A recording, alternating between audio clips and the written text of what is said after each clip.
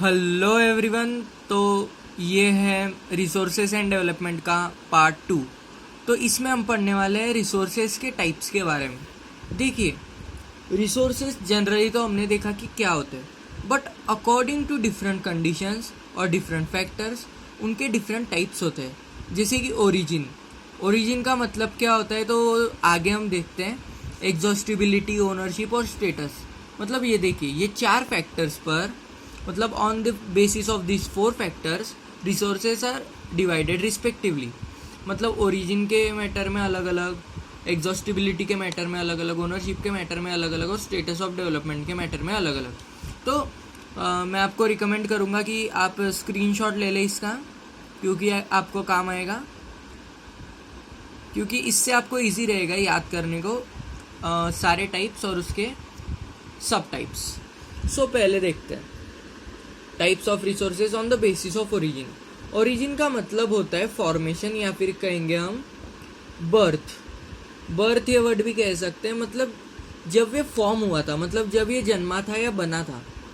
जब रिसोर्सेज बनते हैं तो उसके बेसिस पे कैसे टाइप्स होते हैं। जैसे कि समझिए 2 चीज़ें बनी, एक बना टेबल, एक बना मैप। तो उस बेसिस पे दोनों का डिवीजन कैसे होगा, तो बायोटिक और अबायोटिक रिसोर्सेज में। मतलब ओरिजिन के बेसिस पे ये 2 डिविजन्स रहते हैं। मतलब फॉर्मेशन होने के बाद, फॉर्मेशन के बेसिस पे, मतलब वो कैसे फॉर्म होते हैं और उनके फॉर्मेशन के बेसिस पे ये 2 टाइप्स होते हैं, बायोटिक एंड अबायोटिक। तो biotic resources are the resources that are obtained from biosphere. देखिए, आपने पढ़ा होगा थर्मोस्फीयर, लिथोस्फीयर, हाइड्रोस्फीयर, एटमॉस्फीयर, और एक होता है बायोस्फीयर। तो याद रखिए, बायोस्फीयर मतलब वो स्फीयर होता है, या फिर हम ऐसा कह सकते हैं, वो एक ऐसा ग्रुप होता है जिसमें सारे के सारे लिविंग ऑर्गेनिजम्स इंक्लूड होते हैं, या फिर लिविंग थिंग्स इंक्लूड होते हैं। So what are biotic resources? The resources that are obtained from the biospheres and are living are called biotic resources. Living होते हैं और वो बायोस्फीयर के कंपोनेंट होते हैं। और ये दोनों पॉइंट एक ही हुए, ये याद रखिए। बायोस्फीयर का कंपोनेंट मतलब वो लिविंग रहेंगे, ये मतलब एक स्टेटमेंट है, ये इसका रीज़न है। बायोस्फीयर का मतलब यहाँ पे वो लिविंग होते हैं, इसलिए इसका एग्जांपल क्या है, फ्लोरा फोना। फ्लोरा मतलब एक रीजन में पाए जाने वाले पर्टिकुलर प्लांट्स, फोना मतलब एक रीजन में पाए जाने वाला पर्टिकुलर वाइल्ड लाइफ या फिर एनिमल्स, फिशरी, लाइफ स्टॉक, ये आप एग्जाम्पल्स याद रख सकते हैं। उसके बाद अबायोटिक रिसोर्सेज। देखिए, ये 1 मार्कर्स के लिए कभी कभी पूछा जाता है कि बेसिस ऑफ ओरिजिन पे डिवीजन बताइए, फिर उसके एग्जांपल बताइए।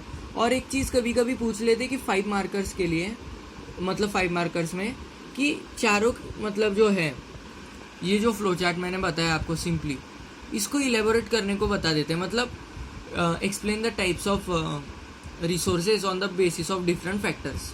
तो यही आएगा। तो अबायोटिक रिसोर्सेज देखते हैं। So all the things composed of non living things. तो इसका मतलब क्या हुआ?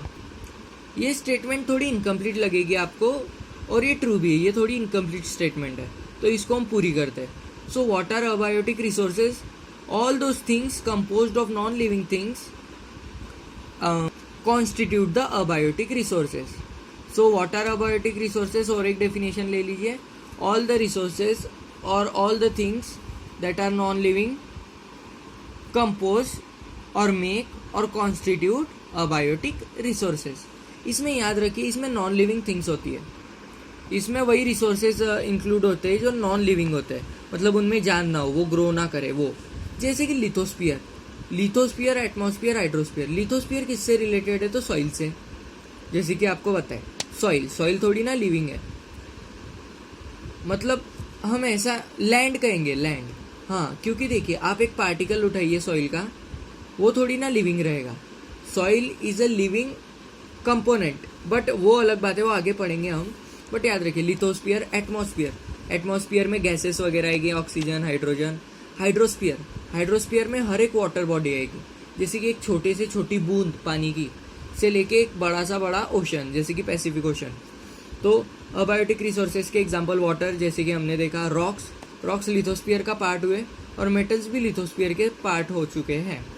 क्योंकि मेटल्स जो होते हैं वो ओर के फॉर्म में एग्जिस्ट करते हैं, और ओर जो होती है वो मिनरल के फॉर्म में एग्जिस्ट करती है, और मिनरल्स जो होते हैं वो सॉइल में एग्जिस्ट करते हैं। बट जनरली इतना याद रखिए एग्जांपल्स, क्योंकि मेटल्स के बारे में हम 5th चैप्टर में डिटेल में पढ़ेंगे। तो ये देखिए, on the basis of origin मतलब फॉर्मेशन या बर्थ के अकॉर्डिंग, फॉर्मेशन ही याद रखिए ज़्यादातर, फॉर्मेशन के अकॉर्डिंग बायोटिक और अबायोटिक रिसोर्सेज। बायोटिक मतलब लिविंग, अबायोटिक मतलब नॉन लिविंग। लिविंग चीज़ें आपको जो भी मन में आए आप लिख सकते हो एग्जाम्पल, नॉन लिविंग में कोई भी चीज़ लिख सकते हो। उसके बाद एग्जॉस्टिबिलिटी। देखिए एग्जॉस्ट का मतलब क्या होता है, क्योंकि अगर हम फैक्टर्स के बारे में पढ़ ही रहे तो मीनिंग पता होना ज़रूरी है। सो एग्जॉस्टिबिलिटी का मतलब होता है ख़त्म होने की रेट, या फिर हम कह सकते हैं ख़त्म होने की एबिलिटी। सो देखिए, on the basis of exhaustibility, अगर एग्जॉस्टिबिलिटी ये वर्ड आए तो इसका मतलब ऐसा है कि इनमें 2 डिवीजन रहते हैं, जो ख़त्म हो सकते, जो ख़त्म नहीं हो सकते। एग्जॉस्टिबिलिटी ये ऐसा है कि अगर पूछा जाए on the basis of hotness और कोल्डनेस डिवाइड कीजिए, सॉरी हम कह सकते हैं on the basis of temperature, 2 चीज़ों को डिवाइड कीजिए, तो हम एक तरफ लिखेंगे हॉट और एक तरफ लिखेंगे कोल्ड। तो उसी तरह on the basis of exhaustibility, तो एक आएगा रिन्यूएबल और एक आएगा नॉन रिन्यूएबल। एग्जॉस्टिबिलिटी का मतलब क्या होता है, ख़त्म होना। तो renewable resource, so the resources that are regularly renewed by physical, chemical और mechanical processes are called renewable resources. So renewable resources का इतना याद रखिए कि वो रिसोर्सेज ऐसे होते हैं जो रिन्यू या रिप्रोड्यूस होते रहते हैं। देखिए यहाँ पे मैंने सिर्फ रिन्यू लिखा है, बट आप रिप्रोड्यूस भी लिख सकते हो और करके, क्योंकि देखिए हम ह्यूमन बींग्स हम रिप्रोड्यूस होते हैं, तो हम भी क्या किसके पार्ट हुए, रिन्यूएबल रिसोर्स के पार्ट हुए। वाइल्ड लाइफ वगैरह हुआ, ट्रीज़ हुए, ट्रीज़ भी तो रिप्रोड्यूस होते हैं, तो उस कारण उन्हें भी किन में कंसिडर किया जाता है, रिन्यूएबल रिसोर्सेज में। और फिजिकल, केमिकल और मैकेनिकल प्रोसेस, फिजिकल प्रोसेस कैसे हो सकती है, वाटर साइकिल। हाँ, वाटर साइकिल में क्या होता है, ट्रांसपिरेशन होता है, कंडेंसेशन होता है, इवेपोरेशन होता है वगैरह प्रोसेसेस होती हैं, और इससे वाटर घूमता रहता है। तो वो फिजिकल प्रोसेस। केमिकल प्रोसेस में अलग अलग प्रोसेसेस होती है, जैसे कि हम कह सकते मेटल फॉर्मेशन, सॉइल फॉर्मेशन तो नहीं कहेंगे, बट ईजीली अगर कहना हो तो हमारी फॉर्मेशन, क्योंकि वो केमिकल, बायोलॉजिकल, मैकेनिकल प्रोसेस की तरह ही इन्वॉल्व होती है। तो इतना याद रखिए। और रिन्यूएबल रिसोर्स को हम इनएग्जॉस्टिबल रिसोर्स भी कहते हैं। ये इंपॉर्टेंट है, क्योंकि कभी कभी क्या जीके के लिए आपको याद रखना पड़ेगा कि renewable resources are also known as inexhaustible resources.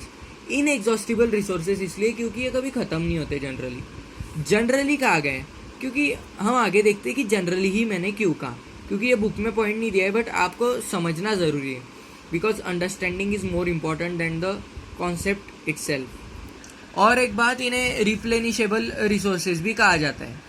रिप्लेनिशेबल resources मतलब रिन्यूएबल रिसोर्सेज ही होते हैं, क्योंकि रिन्यू और रिप्लेनिश का मतलब एक ही होता है। रिप्लेनिश का मतलब क्या होता है, समझिए कोई चीज़ कम हो गई तो उसको बढ़ाना, समझ गए। समझिए किसी टीवी का वॉल्यूम कम हो गया, किसी ने कर दिया, तो हम क्या करेंगे, उसको बढ़ाएंगे। उसी तरह रिप्लेनिश किया जाता है। Example, wind, solar energy, wind और solar energy, water, forest, wildlife. तो देखिए मैंने एक चीज़ कही थी कि जनरली इनएग्जॉस्टिबल होते हैं, बट अब मैं आपको एक एग्जांपल दूंगा, उससे आप समझिए कि क्या ये ज़रूरी है। क्योंकि देखिए एक एनिमल था पहले, डोडो नाम का, एक बर्ड था शायद, वो एक्सटिंक्ट हो गया। डायनासोर्स थे, वो एक्सटिंक्ट हो गए। तो अगर वाइल्ड लाइफ ये वर्ड आ रहा है, तो कैसे हम कह सकते कि इनएग्जॉस्टिबल रिसोर्स है। मतलब हाँ, रिन्यूएबल रिसोर्स हर बार इनएग्जॉस्टिबल रिसोर्स नहीं होते। क्यों? क्योंकि देखिए अगर वो होते तो क्या डायनासोर्स अभी मर जाते? किसी न किसी तरह वो आज भी एग्जिस्ट करने चाहिए थे, बट वो आज एग्जिस्ट नहीं कर रहे हैं। कई एनिमल्स होते वो एक्सटिंक्ट हो चुके हैं, वो आज एग्जिस्ट करने चाहिए थे, बट वो आज एग्जिस्ट नहीं कर रहे हैं। इसका रीज़न क्या है? क्योंकि उनकी जो मतलब हम कह सकते हैं रिप्लेनिशिंग रेट थी या रिन्यूइंग की रेट थी, वो बहुत स्लो थी। उस कारण क्या हुआ, उनका पूरा कंजप्शन हो गया या फिर उनका पूरा डिस्ट्रक्शन हो गया। उस कारण अब वो रिन्यू नहीं हो पा रहे, मतलब उस कारण वो पूरी तरह एक्सटिंक्ट हो चुके हैं, डिस्ट्रॉय हो चुके हैं।